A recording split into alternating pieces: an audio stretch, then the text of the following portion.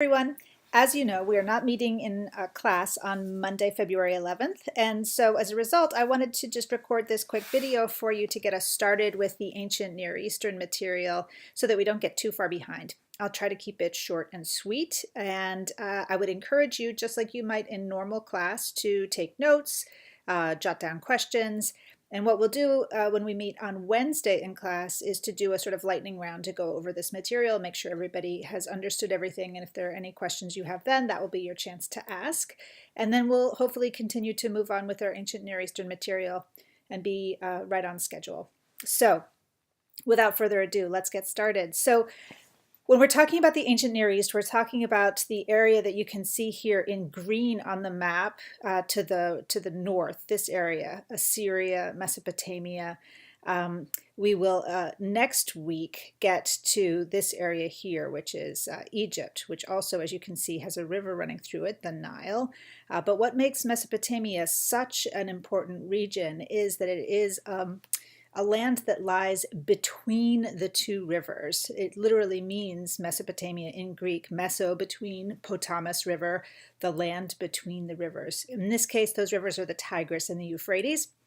And you can literally see on this map the impact of having those water thoroughfares through the region. Incredibly fertile, really good for crops and for the development of agricultural development and husbandry of animals. And so, in fact, what we find in the ancient Near East is that while people in Northern Europe were still sort of learning how to cultivate the land, the ancient Near Eastern region had already been farming and building, in fact, full-blown cities for almost 1,000 years. So you can say that history comes earlier to the ancient Near East than it does to some place like England or France. In fact, this is the sort of moment when we can determine the emergence of history, because the ancient Near East is known for the development of the first writing system. In fact, this is one of the things that makes possible the movement of what historians have called the sort of shift from culture to civilization. And I don't know if you ever thought about the difference between those two terms, like what is a culture? What is a civilization? What distinguishes a civilization from a culture? Generally, historians will tell you that culture is based on sort of learned rather than sort of biological knowledge. And that learned knowledge might include language, customs, beliefs, technologies that an entire group might share.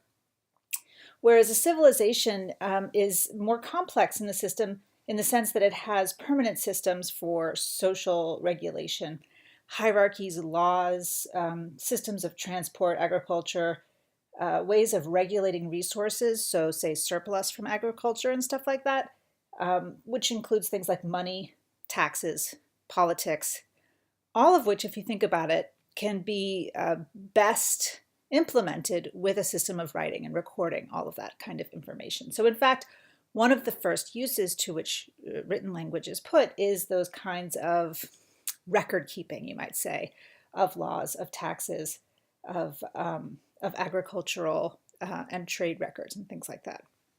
Okay, so here we find ourselves in the land between the two rivers in Mesopotamia.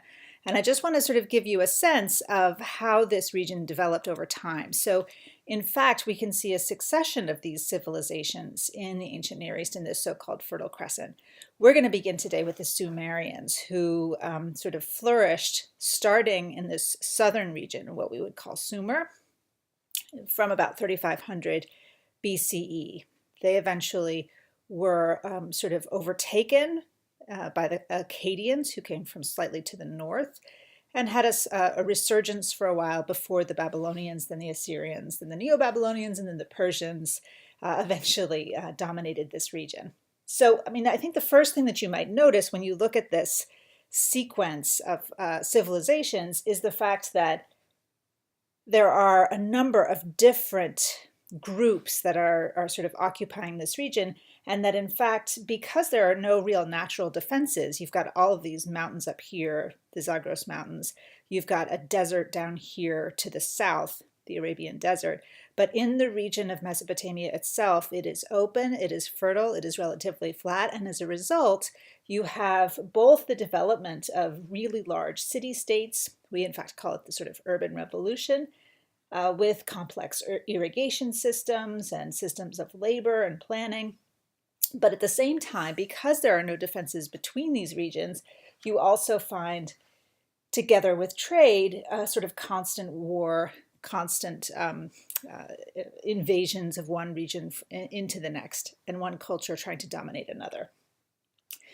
So let's, to concentrate today on the Sumerians, the first culture to flourish. As I said, they started primarily in the south and exerted their control up towards the north along both the rivers, the Tigris and the Euphrates. The cities that we're going to be focusing on are Ur and Uruk here primarily. And I just want to talk a little bit about this language system and writing system that the Sumerians developed. They're actually credited with all kinds of inventions. So people have given them credit for the wagon wheel, which obviously would be really important for agricultural transport. Also for systems of mathematics, which is super important if you're keeping trade records, and money and taxation. Likewise for new kinds of plows, which made agriculture much more efficient. And then writing. The system that they developed is called cuneiform. And you can see an example of a cuneiform tablet, which are usually made out of sort of baked clay on the left. And on the right, you can see how the sort of instrument that they would use, called a stylus, to press forms into the wet clay. You can see both the sort of raised images here, and then on top of that, you can see some of those indentations that would have been made with a stylus like this one. And in addition, you can also see the kind of development of this writing system over time. So it begins very early, around 3000 BCE, as basically a pictographic system. So if you wanted to represent a bull's head, you sort of literally drew something like a bull's head. Eventually, over time, that became more and more abstracted and conventionalized, so that by the time we reach a couple of thousand years later, you can see that there's actually a kind of entirely abstract set of forms that are used to represent the idea of a bull, and eventually it becomes more and more phonetic as opposed to pictographic. That allows you, of course, to put complex ideas together. So if you, instead of having a head and a bowl, for instance, you can get to the idea of to eat as a sort of a word that you can represent in cuneiform text. So the first question that I would have you think about is, what is worth writing down? You've developed this system, honed it over time to allow you to write down and record more and more complex ideas. What's worth writing down? Well, in Sumer, we find some of, hundreds and hundreds of these clay tablets, and most of them seem to be records and account keeping for things like commercial transactions, business records, property records, trade records. We also find already early in the Sumerian city-states the development of laws which are written down, and also sort of literary epics. This is the first time we get a sort of combination of what we might think now as myth, which might have been understood at the time as kind of history, things like origin stories, or what we might think of as kind of the combination of religious texts with an understanding of the origins of a people. So in Sumer, one of those origin stories is known as Gilgamesh. You may have read it at some point, or excerpts of it in some point in your English classes previous. And essentially this is a sort of epic story that tells the story of the king of Uruk, one of those very early Sumerian city-states, who is believed to have founded the city, built the city walls. And it talks about his sort of efforts to reach immortality after one of his very close companions dies. He travels to the underworld, he meets all kinds of gods, and eventually comes to accept his own mortality, and understands that his city, Uruk, will be his lasting legacy. So it's a very complex story, and in fact, we find it written down already in some Sumerian texts. Its fullest written form actually doesn't come to us until much later. Those records are more complete, but we know that it was written down already by the Sumerians in this cuneiform text. It's interesting to keep in mind that in addition to sort of written records of the sort that we're seeing in those clay tablets, the Sumerians also developed something called cylinder seals. You can see a whole bunch here, some different examples. These were small, usually pretty small objects that were engraved into. You can see that there's sort of all that engraved work on these round cylinders of stone, sometimes expensive stone, like in this case, lapis lazuli. You have some jade examples here. And these were carved into with often very complex visual sort of programs. And these were used again often to almost like a signature, you might say. So you would roll the cylinder seal into wet clay in the same way that you might use a wet clay tablet for a cuneiform text. And this could then be used to mark your ownership or assure your property if you secured one of these wet clay images across the surface of, say, a bale or some kind of transport vessel, then you would be able to say, yes, that's definitely mine, because look at that very particularized image that is transmitted from my cylinder seal. So they serve as that way, sort of to secure objects and goods, but also to sign documents. So they have a kind of administrative purpose.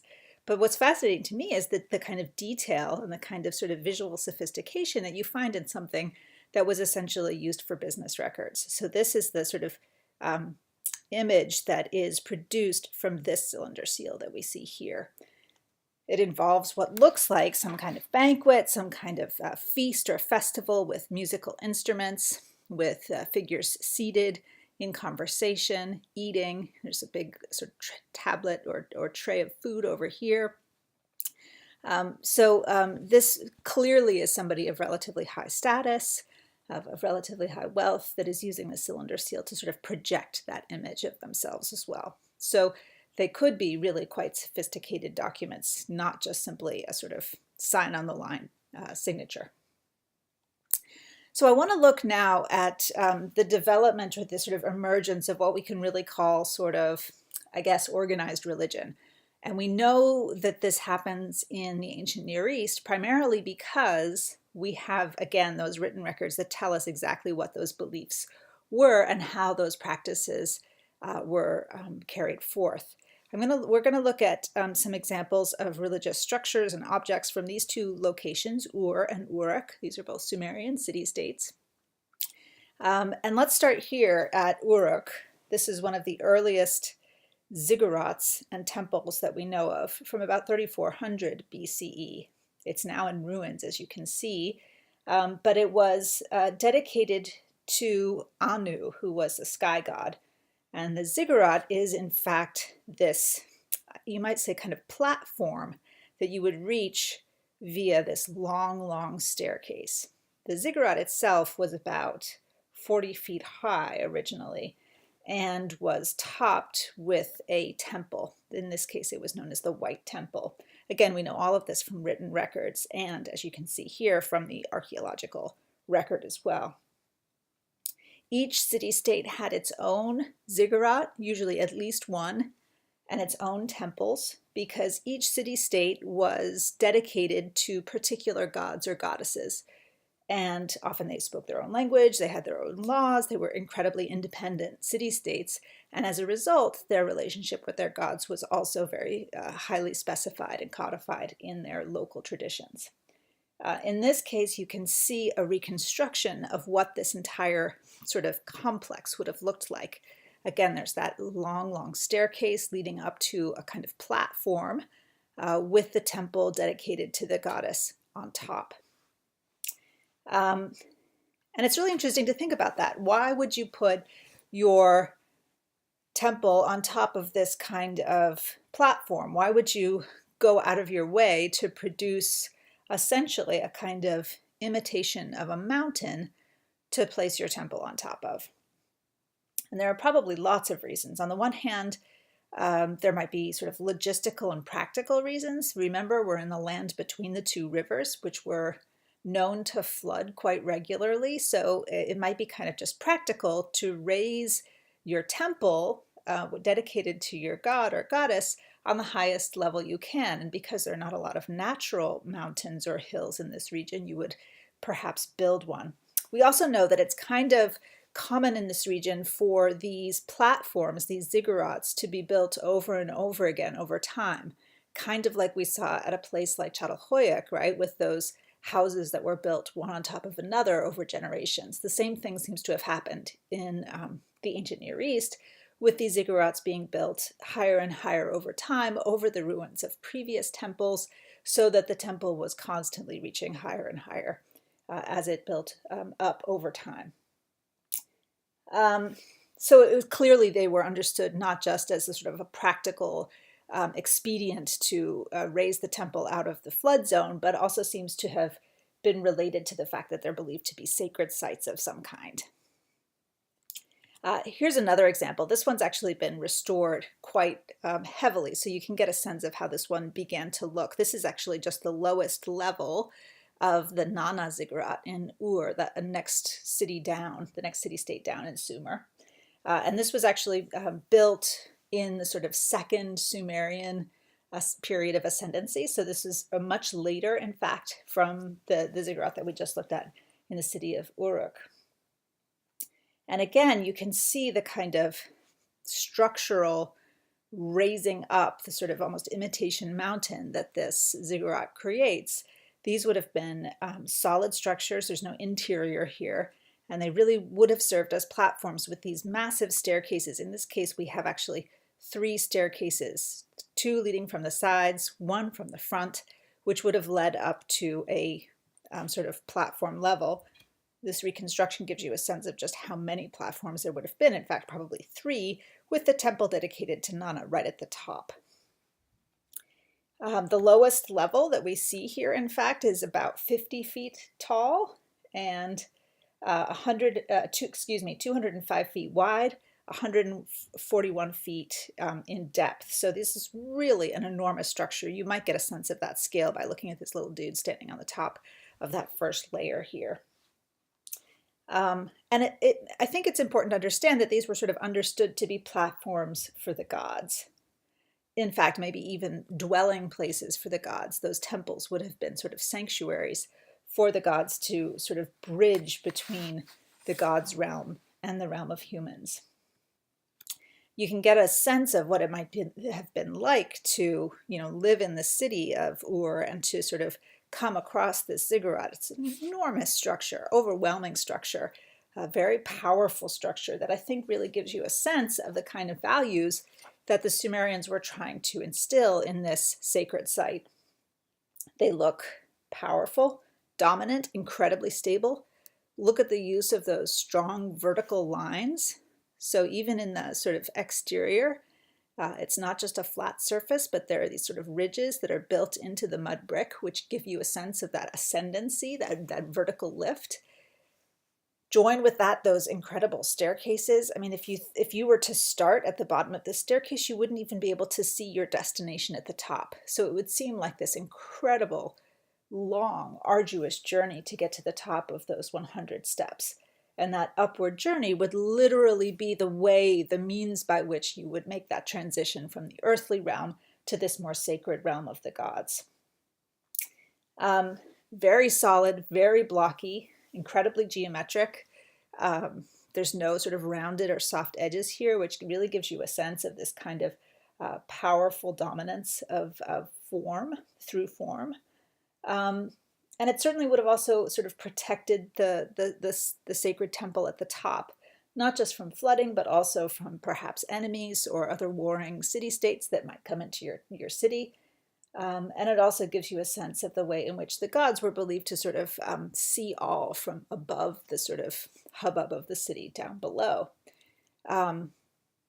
This is interesting. This is believed to be a sculpted figure that may very well have been intended to be a sort of sculpted form for a goddess that may have been in this one of these temples. at the top of the ziggurat in the city of Uruk. And it's really interesting because it gives you the sense of the kind of features that were understood to be important in the form of a god. Those large eyes, strong undercut eyebrows, a sort of neutral expression. This is a head that seems to be sort of looking out into the beyond, very much like a god may have done. Smooth surfaces for the cheeks, for the forehead. There's obviously damage here to the nose. This is an object that may have been originally attached to a larger sculpted figure, body form, maybe made out of wood or other materials which haven't survived. And we think that these sort of openings for the eyes and also for the eyebrows and maybe in the head as well may have been filled with precious materials of some kind or with a dark pitch-like material called bitumen, which would really up the contrast between the white of the stone that we see here and the sort of darkness of the eyes. The center of those eyes might also have been inlaid with shell or some other precious material, which would give them a kind of more focused gaze. But if you think about this, this gives a sort of physical form to the god or goddess in the site of the shrine, which would likely be, for the most part, on top of one of these imitation mountains, these platforms called a ziggurat. These gods and goddesses in their sort of physicalized form in these sculptures were not, though, alone. Oftentimes they were attended by what we call votive statues. And we've seen these guys before, I think, so we don't need to linger too long on them. But it's super interesting that these particular figures were found in a temple called the Square Temple, which was in the city-state of Eshnunna, which is to the north of the ones that we were just looking at. But it seems that they were very much the kind of common practice across city-states in Sumer. The tallest one that we see here is 2.5 feet tall, that big dude right in the center. Some of the smaller ones, as you can see, are just a few inches tall. They are also made out of limestone with inlay of shell, black limestone, and again that black pitch, that bitumen, which would give that incredible contrast, particularly in the areas of the eyes. Now, votive figures or votive statues were intended to sort of stand in for donors to perform a kind of constant worship to the god or goddess of the type that we just saw here. On behalf of the sort of individual, the sort of city-state resident who would obviously not be allowed to be in the temple at all times, and in some cases, in fact, normal citizens weren't allowed into the temple at all, only priests were. So in that sense, their votive statue becomes their surrogate in the practice of sort of religious faith and devotion. And you can see that they all have a kind of common look here. There's a real sort of consistency to the way these votive statues are carved and created. Again, kind of like the ziggurat itself, which had a clear geometry. These figures too have a clear geometry, although they're far more rounded and soft than the exterior structure of the architecture. They have this kind of simplified cylindrical shape. They have these incredibly exaggerated eyes. Many of them are standing in a very sort of still posture. Others are kneeling, equally kind of static in their positioning. They tend to be looking upwards slightly, again, likely because they would be looking at a much larger statue of a god or goddess. And their incredibly large and accentuated eyes were intended to give off that sense of constant attentiveness. This is actually written in the Sumerian records, that this was the goal of devotional practice, was to be attentive, and it was through the eyes that you could most clearly do that. So it's interesting to see that the way that the texts and from the period and these physical sculptures sort of reinforce those similar ideas. But very concentrated, very attentive to the god.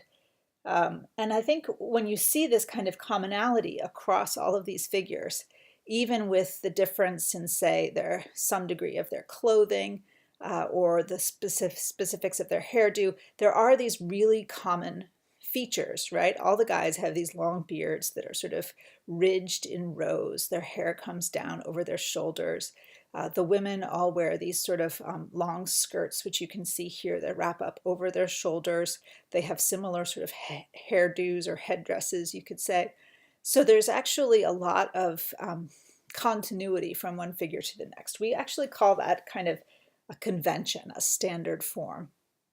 And that's important because, again, these are not really meant to be portraits in the traditional sense. Even though they're meant to stand in for individuals, and many of them actually have inscriptions on the back in cuneiform text, which indicate who the donor was, who the individual that sort of had these objects created on their behalf.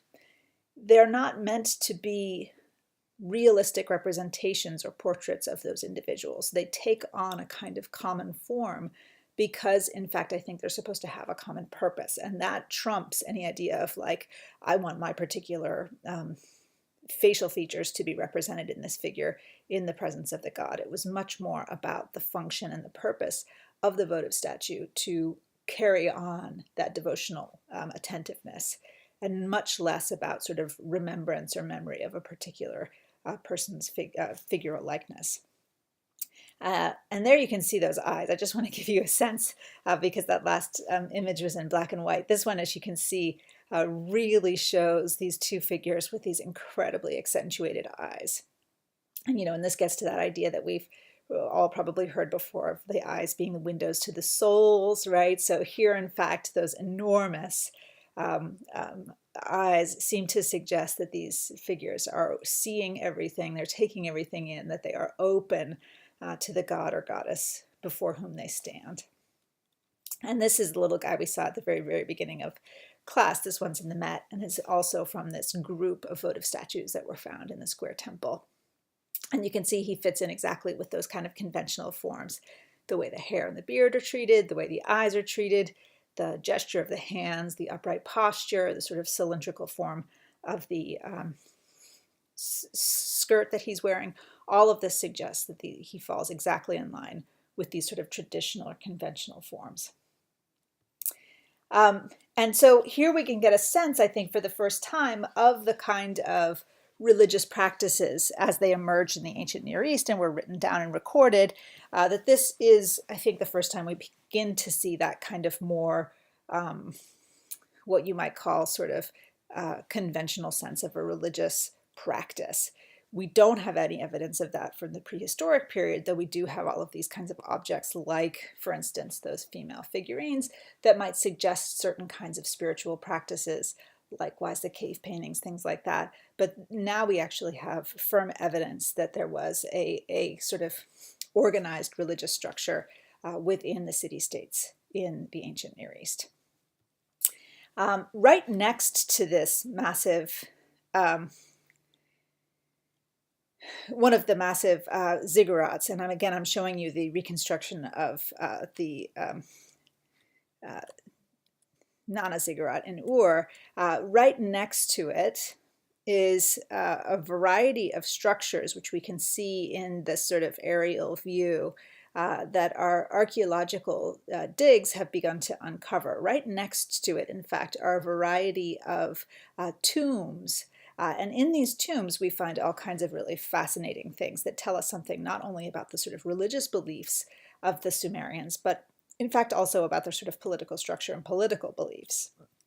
So here is the sort of excavation of some of those tombs, some of which appear to have been royal. So we get a sense of the sort of hierarchy of society and of sort of social structures in Sumerian city-states. One of the most important is this one up here, which seems to have been for a king and eventually also his queen, who we find here in this sort of second level, in this very, very highly concealed structure with no entrance. These walls were completely solid. So it seems that the queen was buried, and then sort of the tomb was sealed up from above, sort of to try to make it as impenetrable as possible.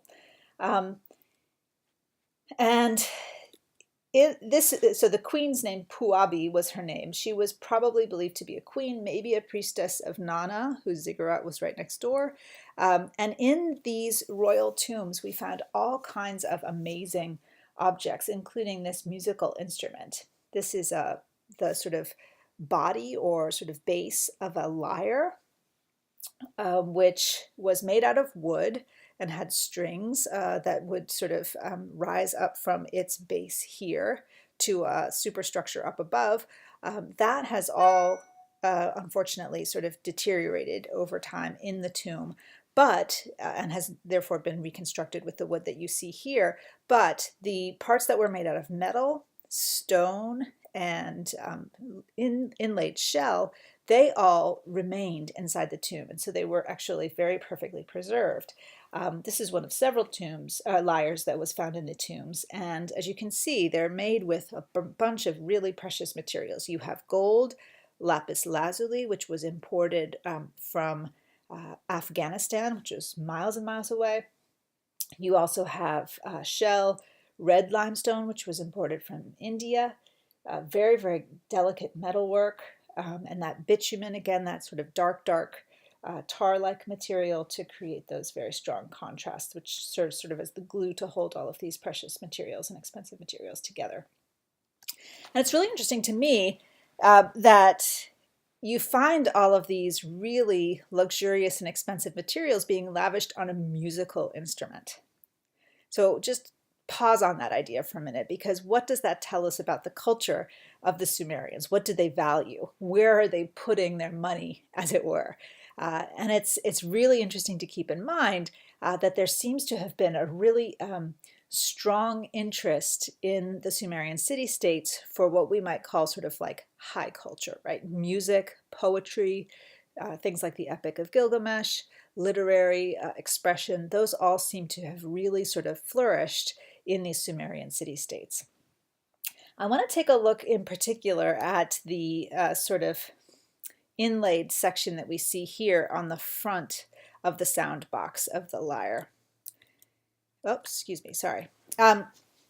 Because it's really tells a kind of fascinating sequence of stories or episodes.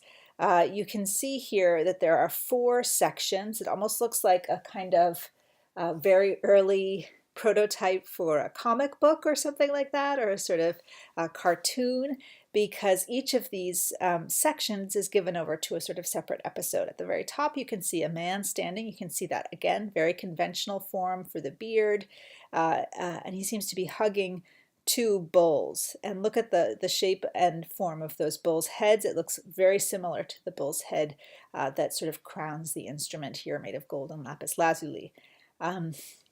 Hard to say. Is this guy friends with the bulls? Is he battling the bulls? Is he trying to dominate the bulls? It seems to me, given the sort of awkward pose of the bulls with their legs, that he seems to be trying to sort of dominate them. But again, not entirely clear what the story might be here.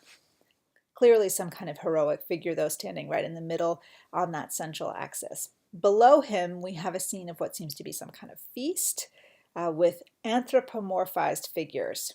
So here you have a lion standing up with some sort of enormous jug, probably of wine, and I think a hyena or other sort of jackal-like creature who seems to be holding one of these enormous platters filled with meat and other materials or foodstuffs for this feast. Below that, another scene that seems to suggest music playing. In fact, we have this standing animal here playing a lyre very much like the lyre that this image decorates, right? You can see it right there. And in fact, it suggests that the sort of shape and form of the lyre, we have this additional creature over here holding it steady as the strings are plucked.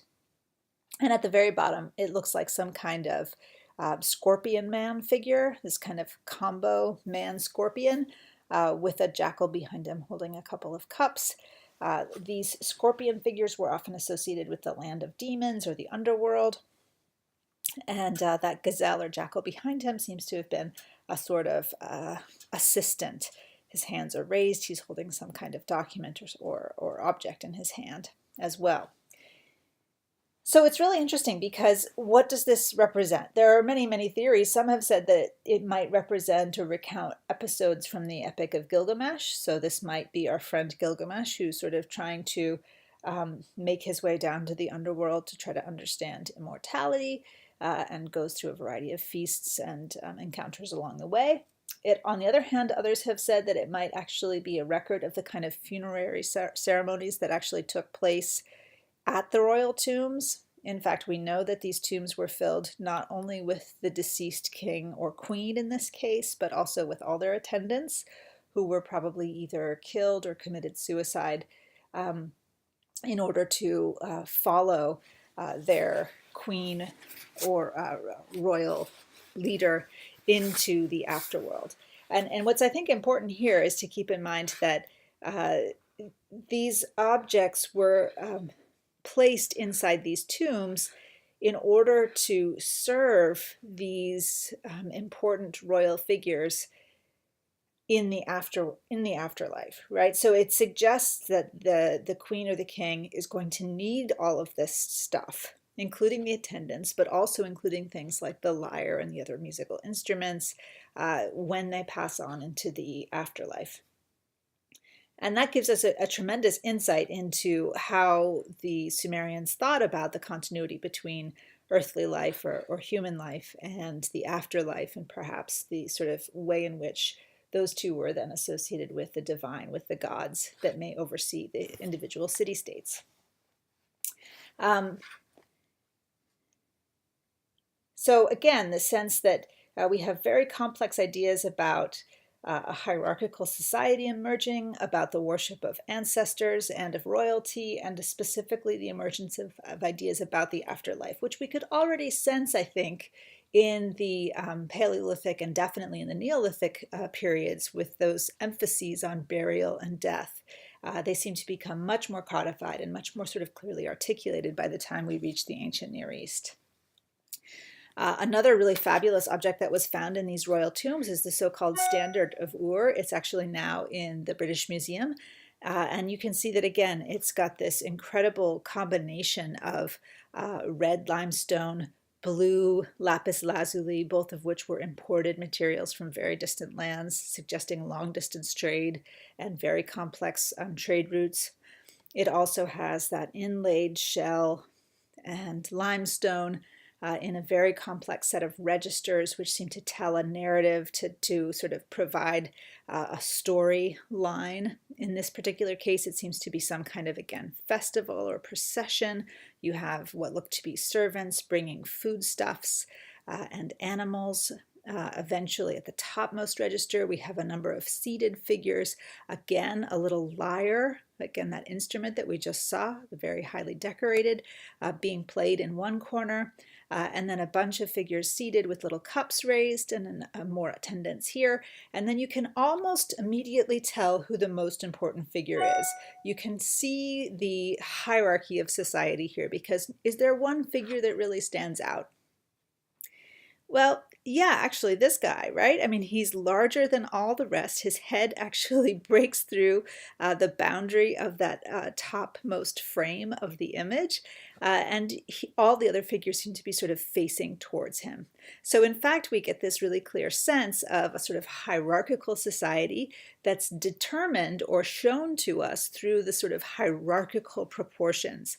We can call this hierarchical scale or hieratic scale, which suggests that the larger the figure is, the more important he or she is. That seems to be very clearly shown to us here in the Standard of Ur. It's worth noting that this side, which seems to be a sort of peaceful scene of plenty and of sort of social ease and harmony, is one side of the Standard of Ur, and the other side, however, shows some kind of battle scene. You can see all of these chariots down below, animals rushing at the enemy.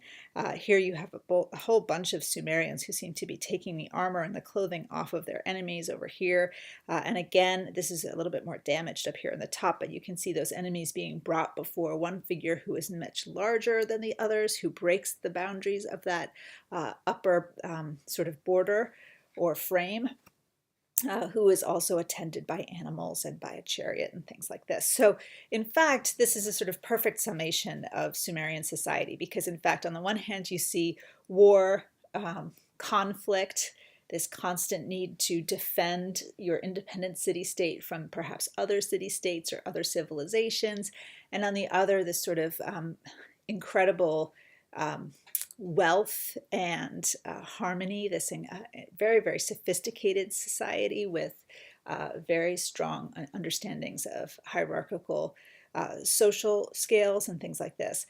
So in some ways, the Standard of Ur is quite a mystery. We don't really understand what its function was or why it was put in these royal tombs. But it does, in fact, sort of illustrate both in the sort of narratives that it presents and in the materials that it's made of and the kind of placement in a tomb, all of these values that the Sumerians held dear.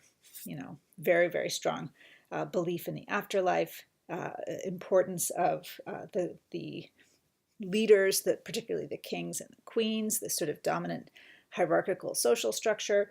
And then also this sort of incredible attention to craft and to skill that involved materials that were imported from great distance, which again showcases the wealth and the sophistication and the sort of aesthetic, incredible sort of aesthetic dominance of the Sumerians at this time. So a really, I think, a fascinating object or set of objects that we find in the royal tombs. Just one more example I want to show, and these are just some other objects that were found in those royal tombs. And you can see that they really span the gamut. So you have sort of small objects like this, might have been worn as a brooch of some kind.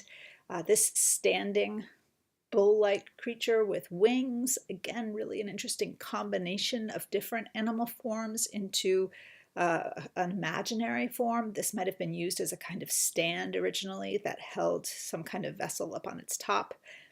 These again made of gold, lapis lazuli, imported red limestone. This seems to have been jewelry of some sort, maybe a necklace or an armband.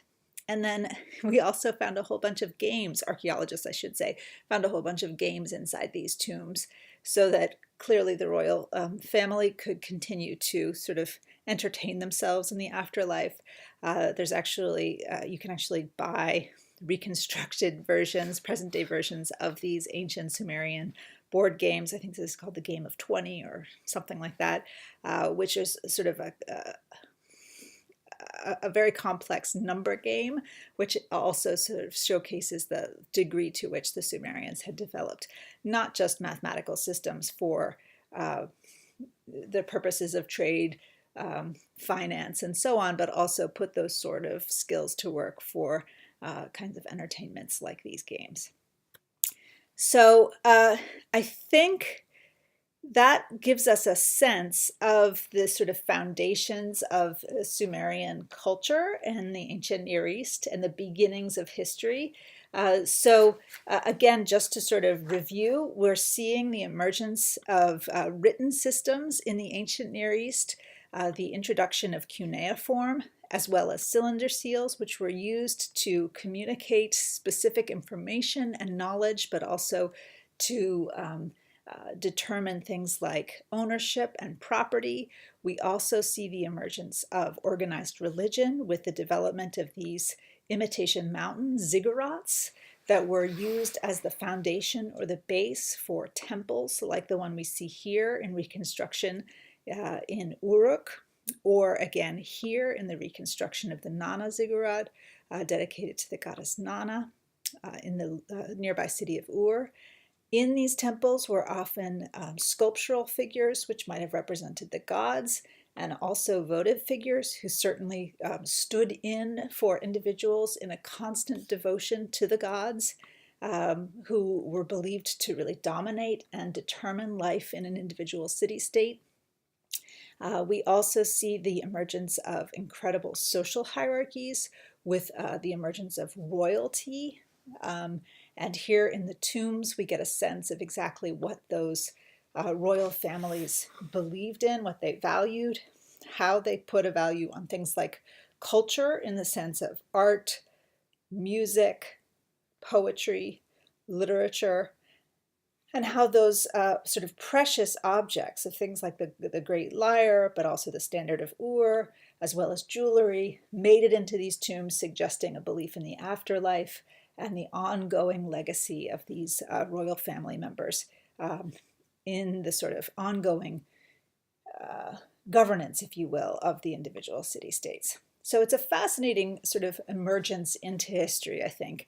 And we'll follow this up in class on Wednesday when we start looking at the Assyrians, the Akkadians, excuse me, the Babylonians, and then the Assyrians to see how these different cultures maybe differed from these early Sumerian city-states.